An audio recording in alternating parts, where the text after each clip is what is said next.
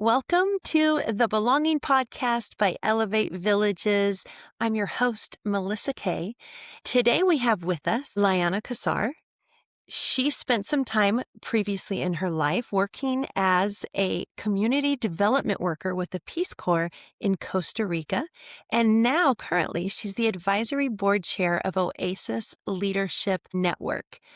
There are so many curiosities I have about her work and what she's doing now and how that relates to belonging.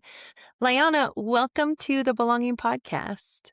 Thanks, Melissa. Good to be in conversation with you today. Let's start by letting our listeners get to know a little bit more about you. Can you tell us a little bit about you, maybe a moment or a season in your life where you felt deeply seen or included? Thanks for that question. And, in your introduction, you named an example, which is when I had the privilege of being a Peace Corps volunteer in Costa Rica. It was shortly after I graduated from college, and there were about 25 of us who were Peace Corps volunteers. It was back in the early 90s. And we ended up becoming a very close group. We had a shared experience of leaving home and being interested in doing work that helped the world, right? We also were adventurers and we were curious. And we just had this wonderful shared experience and shared adventure and shared challenges. And that really was a time of belonging for me that was very unique. And that group remains a very close-knit group to this day, now 30 odd years later. As we've all gone on our different journeys, we've really stayed close. And that really is just one of the bigger formative memories for me of belonging to a very unique group. Wow, I love that. So by serving together and doing Mhm. what you did in a place away from home, like Yes. how deeply that bonded you for decades to come. Yeah. And we were Mm. all in different, we were isolated in different communities. Some of us were in rural locations, some of us in urban locations. But what we shared was that we had a particular type of mission. We shared the enthusiasm to be of service. And eventually we shared a love of the country, a love of Costa Rica, and a love of the work. Mm. Wow, that's so powerful. How big of a group is that? I want to say there are 25 of us who started out, and most of us are still in good contact. Wow. Have you ever gone back to Costa Rica and met up? We haven't, we keep talking about it. We seem to only do our reunions here in the States, but eventually I think we will need to. We'll need to do that. Wow. Wow, what a great example Yeah. of creating belonging through serving others, and probably you were creating belonging for everyone you touched on the path. That's Yeah. beautiful. So, what about a time in your life where you didn't feel like you belong, and how did that shape you? It's interesting because with that question, it really takes me back to childhood. We had it like many families. We had a chapter where we moved to a new community, and I attended a new school early in the elementary school years. And the experience of that, it's funny because I look back on it now and I think there's something about it that made me feel particularly small. I was 6 or 7 at the time, so I was physically small, but there was something about going into a new space that made me feel Mm. small, probably physically, and then not knowing who to turn to, who would be friendly, who would not be friendly. I remember that experience, and at first it really made me feel alone, and then it made me curious about who else doesn't belong. So I think it was when I started to recognize that in any space, we often have someone who feels left out or is deliberately being left out, and how Mm. to help them overcome that How do you help them overcome that? by seeing them, right? By Mm. recognizing who is outside of the circle. And I have found this in quite a few settings that, you can go into a meeting, a work meeting, and all the people who know each other collect over by the table with the sandwiches. And then there's other folks who are like sitting by themselves at, a table, right? So it's how do you then just go over and speak to them, introduce them, make sure that they know where things are? Once you are an insider, it's really easy to identify who the outsiders are. When you're an outsider, you develop the skills to understand who insiders are. That's true. I'm just thinking through certain social things that I'm involved in, and from both sides. Like if you just take a second, especially being an outsider, maybe a lot more people look like insiders than are, but it certainly looks that 100%. way. I think that's very true. hmm But Yeah. then as an insider, it doesn't take a lot to smile, include, Right. like you said, just see them. Absolutely. Huh. Absolutely. Yeah, I love that. Well, let's transition into the work that you're doing. First, explain to us a little bit what the Oasis Leadership Network is, and then we'll get Absolutely. to some specific questions about your work there. Yeah. The Oasis Leadership Network is a group of women and gender expansive folks who work in state legislatures. They are elected, and they are folks who are values aligned, who champion equity and justice, um, legislative agendas. So legislative agendas that expand democracy, that expand services in order for folks to be able to thrive in whatever communities that they live in.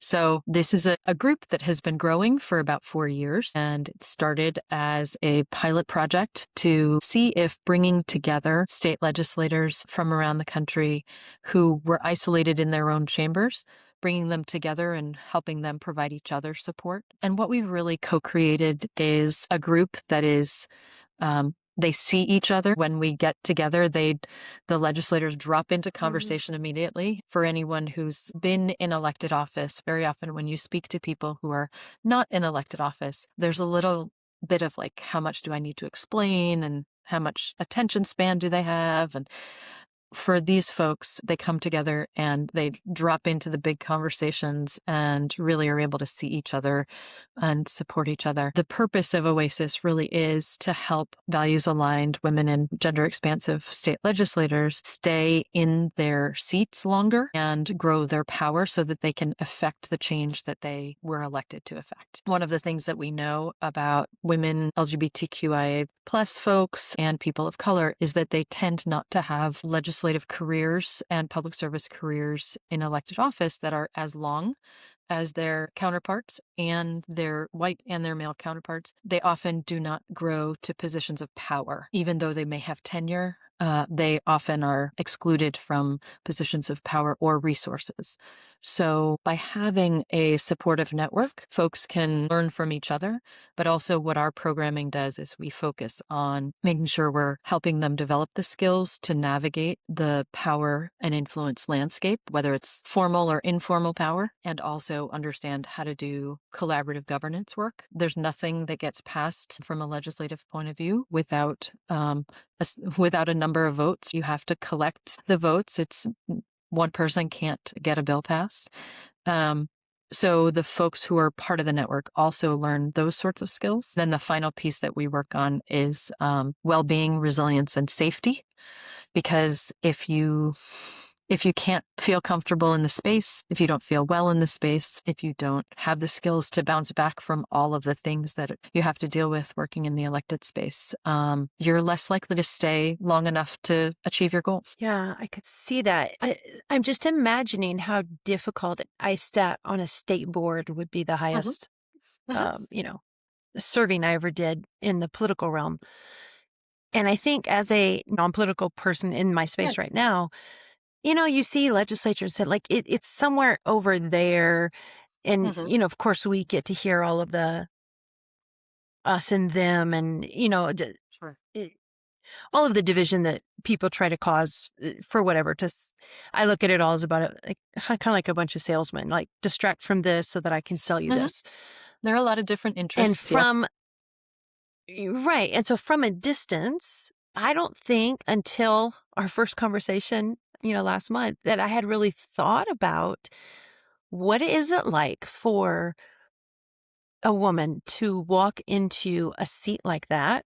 It's hard enough to on the day you're starting a new job or when you're walking into a new social Yeah. gathering. Like that's hard enough, but add on top of it all of the um attention and all of the things you need to accomplish, like the Sure. platform you ran on and the people you're representing.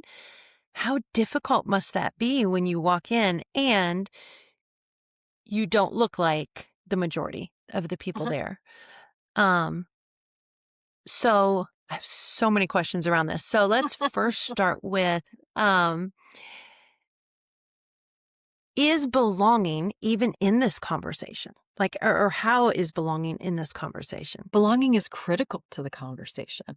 Um, each legislative chamber is unique. And so I served in my state's legislature. So I'm located in Rhode Island, and I served 2 terms in the House of Representatives. Each chamber has its own culture. And when you walk in, and many women, not all, but many women walk into the legislative chamber from having been in the activism and advocacy space, that's a very different culture than being in a chamber.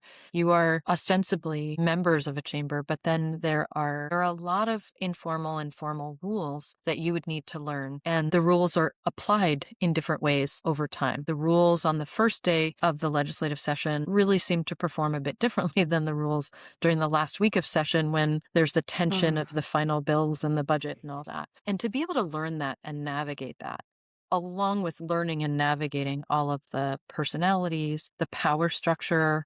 Most people, when they get elected, don't have the background to understand what the leadership team is about, what is a what does the majority whip do? What does the minority leader do? There's a lot to learn. So it can make you feel, going back to the insider outsider language, you definitely feel when you first arrive that unless someone is taking you under their wing and teaching you how to be an insider, you might not be effective. And that very often you are either on purpose or inadvertently being left out of important conversations. So trying to figure out how to navigate that while also showing up authentically, while also showing up to represent your community, it's a bit of a juggling act. And most folks spend a lot of their first term trying to figure that out. And that's not a comfortable place to be.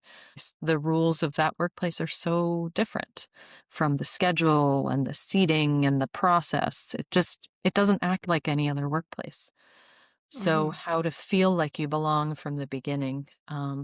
It takes a lot of discernment, a lot of patience with yourself to get it wrong sometimes, and a lot of figuring out how to work in relation with folks that you may not agree with and who will have different incentives to be there, to be present, and to be doing what they are doing and prioritizing what they're prioritizing. Wow, just so many different, I'm going to say spaces. So I'm just imagining this one legislature new, they're trying to represent the people who voted them and, they're citizens, and they're trying to represent interests that drove them to even run for Mhm. legislature. And then Yeah. they're working within a larger system of government they're not familiar with yet, and with people who all came to this circle with different ideals. Absolutely. Wow. I love seeing it this way, to see them so human and with the best of intentions. I don't think many Mhm. people go into service for bad intentions, and how I complicated entirely it agree. is, Mhm. and how that can really create the culture that unfortunately exists today. Yeah. Um, Yeah. so when somebody first comes in, how do you learn the ropes? Are there Mhm. any systems set up in government to help a newly elected leader get warmed up, so to speak? Is there anything that Yeah. exists right now, or is that something that maybe needs to happen? So each chamber has some version of an orientation, a new legislator's lunch or a orientation day or something. And those tend to really focus on the mechanics. How do you submit language for a bill to be introduced? What services are available to you in the state house? I would be shocked if there's any orientation that is adequate to make you feel ready on day one. First of all, there's so many things changing with every term, and sometimes year to year, depending on special elections. The folks in the chamber will change. So there is a leadership election, there are dynamics of what's happening in the state, what previously passed legislation will be going into effect this year, different budget impacts. Over the past 5 years, every state has been impacted by the changing economic landscape due to COVID funds, due to inflation, due to energy costs, due to healthcare. So it is a fluid landscape. Even in Mm. the best of opportunities to orient folks when they first come, it's really hard to get them so that They're really ready to go. There are some national organizations, the Council of State Governments, the National Council of State Legislators. There are places where you can get some training. But again, for folks who tend to be marginalized in their chambers, the folks who leadership didn't want elected, the folks who were not the party favorite, folks who represent communities that have traditionally been left out of power and resources, those folks may not have the resources to go to a training like that, or they may not realize those are available. So our representatives who have worked really hard to get themselves elected, who didn't come from socioeconomic backgrounds where they had everybody able to donate to them, right? They scraped together, they got themselves elected. They're going to be representing an underrepresented community. We know that women are less able to raise the amounts of money that their male counterparts are as candidates. We also know that candidates of color tend to have been unable to raise as much as their white counterparts. We know that folks are coming with a little bit of a disadvantage, and those are the exact people who need access to resources, whatever training is available. And sometimes you get the tap on the shoulder from leadership in your chamber to say, hey, I'm going to send you to that training, or I'm going to connect you with this person. There's mentoring, and I know that in some chambers there's sort of a mentor program. I don't think in any chamber is it structured in such a way that the politics, it doesn't play a role, right? Sure. That someone who has political capital is probably not paired with someone who has very little political capital. And so folks who have struggled and are representing populations who are generally underrepresented, those are the folks we want to keep in the chamber, because that's where democracy happens. If we have all privileged white representation or all privileged male representation, then there are a lot of policy agendas that just can never get taken care of. And we know that when we have more democracy, we have more thriving communities, we have more participation, and that's when our government can work at its best. We know there are always forces with more financial capital that try and get in the way of that. The more we can make sure we are keeping folks in office who've worked hard to get there and who are going to be not just in it for transaction, but in it for that transformational work of taking care of their communities and their states. That's what the ideal is, right? Yeah, absolutely. If our citizens have voted someone in, then we want to make that person be able to be part of the system of Right. creating laws and governing. I mean, And it's just a as a system that should country. treat everybody fairly, right? Everyone Right. should get a chance to be a part of that if they've gotten themselves elected, Yeah. where within the chambers, very often it's not a particularly democratic process because of the power structures. If we send folks in there without helping teach them how to navigate those, then we've put them at a disadvantage. Absolutely. So with Oasis, are you just working with people in Rhode Island, or is this nationally? Oasis is a national program, and as of right now, we are working with legislators in 13 states, and it's great. It's great to see them cheering each other on from afar. When you're feeling isolated in your own state, there's nothing like getting support from elsewhere. And we have worked with over 24 legislators at this point, and it's been great. We've provided in-person programming for them. We do quarterly convening series so that they can get the energy and some skills, as well as supportive practices that they can take back to their own legislatures. And we are looking to continue to expand. This is our 4th year, and we recruit legislators every year. The folks who are in the program nominate some folks, and then we are open as well to finding out. It's not a program for everybody. Not everybody can. This just isn't something that fits to be leaving home and getting that support. So we're trying to figure out other ways. We do some virtual programming. We'll be building that out over the next year so that folks can understand what support's available. Sometimes you just need to say, here's what's happening in my chamber. Does anybody have any ideas on how to manage that? There's some of that, as well as some of the well-being and resilience and mindfulness work that we do. I can see how important that is. There's these people who've become leaders in their community, stepped up, gotten elected, and so they technically have a seat at the table. But then the reality is that they probably don't feel safe or seen or fully welcomed there. And so by creating an additional table where they can get together and learn from each other and say, wow, this worked for me, or I've been here a little bit longer, I tried this, or have you looked at that resource? I can see how powerful that is. I have been working with a coach for a couple of years now who has a great saying, which is, you can't read the label from inside the jar. Sometimes it just really helps to have someone who knows how to read it to say, you telling me about that story of what happened in your committee hearing, here's what I see, right? Because we can be hard on ourselves. We can see only what we haven't been able to get accomplished in the political space, especially in the legislative space. There are many ways to measure success and measure progress, and not all of it is just how many bills did you get passed, right? There is the changing of the environment so that it becomes more inclusive, more democratic, that it is more responsive to voters.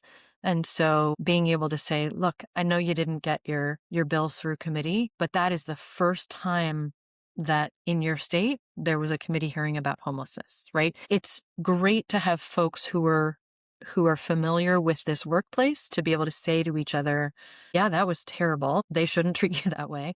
Or look at how far you got, even though you didn't get everything across the finish line. We can see that success comes in many forms.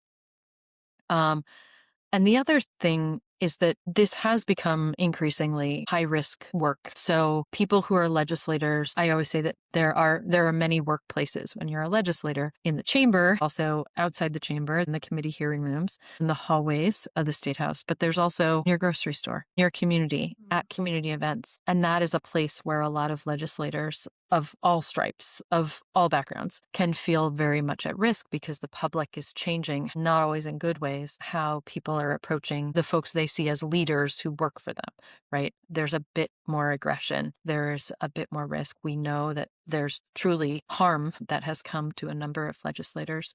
So there's the need for community to help cope with some of what's happening, as well as a community to help with guidance and ideas for how to stay safe. Listening to you talk about this and really just how complex trying to do this really important work of democracy while everything is so highly polarized and adversarial. If as a country we would choose,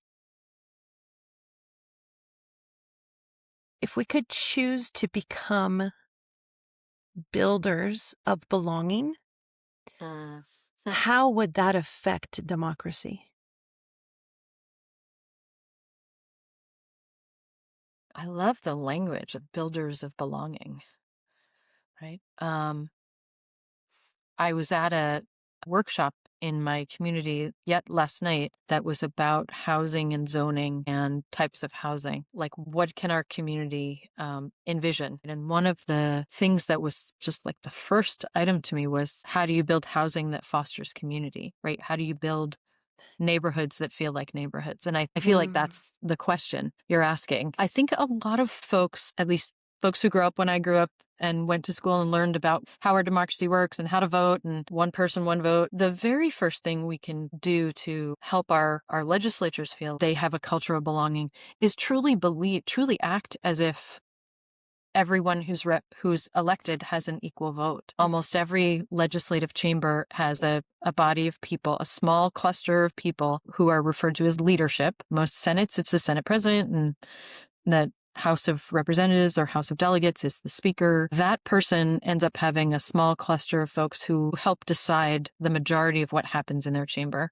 And that removes the democracy from the whole system. So belonging, so that you know that every bill that comes in front of the chamber, that your vote is going to be respected as one vote, that would help everybody feel like they have belonging. And it seems like a simple thing to do, but culturally it would cause change, right? It would cause sharing of power, and it would be power with as opposed to power over. In all of our systems, in our industrial systems, in our commerce, in our economy, in our government, in our chambers, we are so accustomed to structures that are power over structures, that there's always a jockeying and always an interplay with understanding who holds more influence. And we react to that, or we try to get close to that influence, or we try and be in opposition to that influence, right? But that doesn't, power over does not create belonging, right? Power with has a better chance of creating belonging. I really want to sit with that for a minute. It's when you said that power over versus power with. I'm just thinking within a democracy, within a government, within a family, within a village, if there's power over, there's truly no belonging.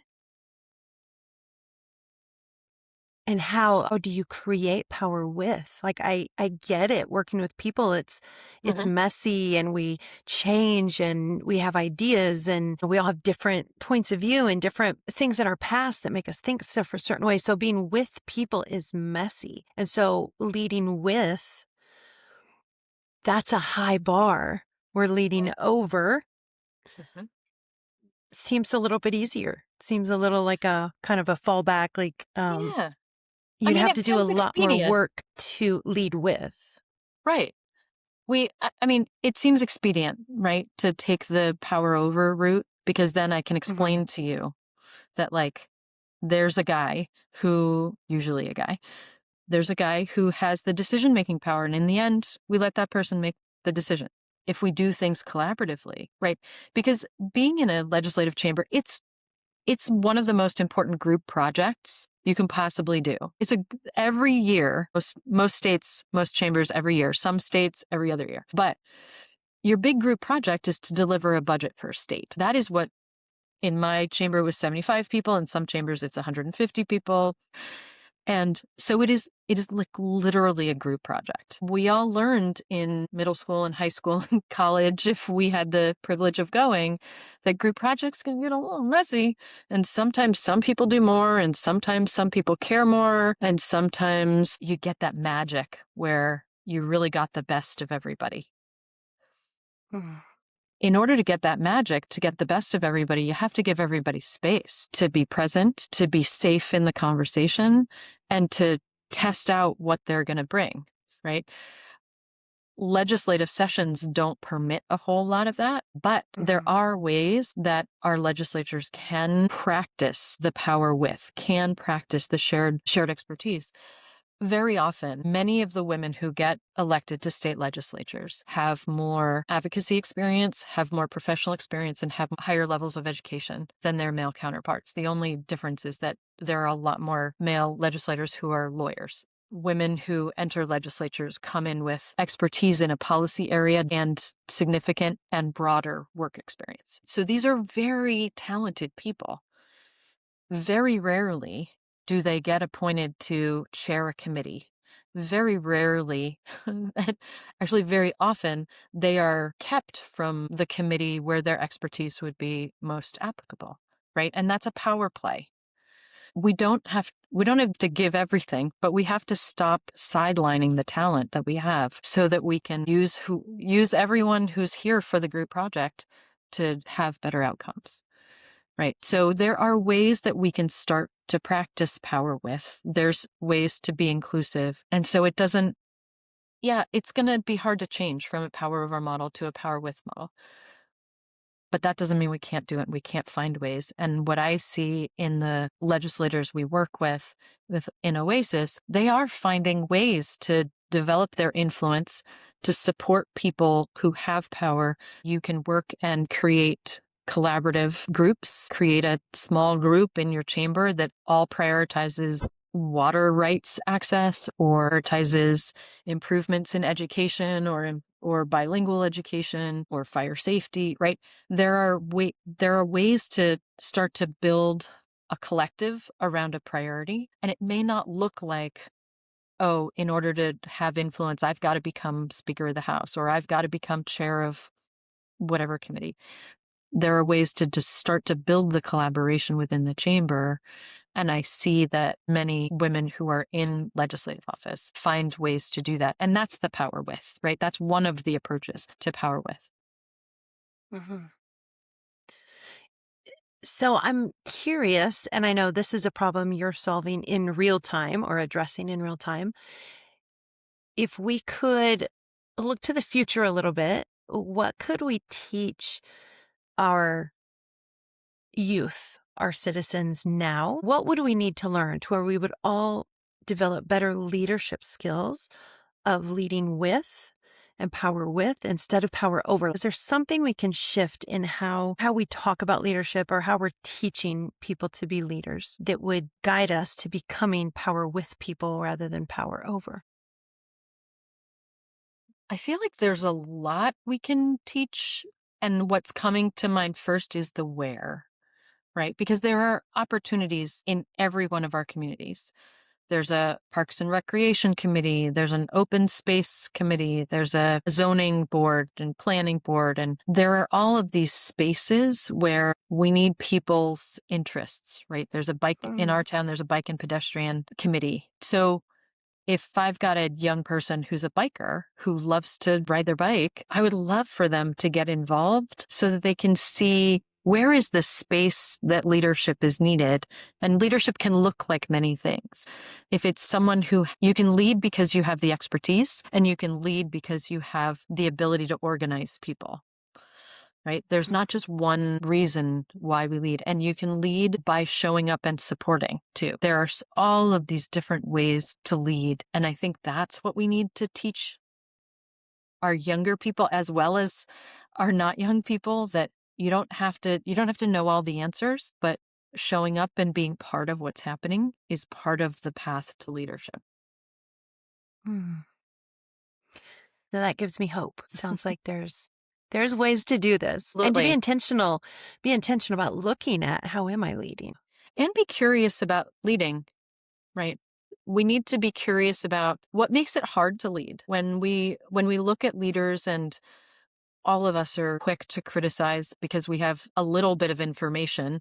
We don't have the Right. whole picture usually, but it's very easy to criticize. But how can we get curious about what were the constraints? What were that person's incentives? What were their intentions? And how do we stop making it so that our people who lead feel under attack, and we can start to recognize how to hold them accountable but also understanding what has motivated them and what can we get done with these leaders. It's not always a binary of this or someone else. We have to figure out how to work with who we have. Liana, thank you so much for the work that you're doing through Oasis. And I just love that word. You're creating an oasis for women who are out there doing this hard work and being courageous and stepping up, that they can find some of that little respite and peace and circle around with each other and be able to continue to show up, because the longer they can stay in those seats, the more they can get done. So I really Absolutely. appreciate the work you're doing. If there was Absolutely. one question I could ask you today that would really put a spotlight on what you're doing, what question should I ask you that I have not? think it's I think there's a question around what is happening for women legislators right now that the public should know. Oh, that's good. What is happening for women legislatures right now that the public should know? Right now in 2026, we're in a funny spot where um, we now have fewer women in legislatures than we did last year, in the previous election cycle. We are at a point where there's so much risk in person and online. All legislators face, no matter who you are, from whatever party or background. A lot of our legislators and leaders are targets. What the public really needs to understand is we can't leave online to the trolls, and we can't leave the arena to the people who will behave badly.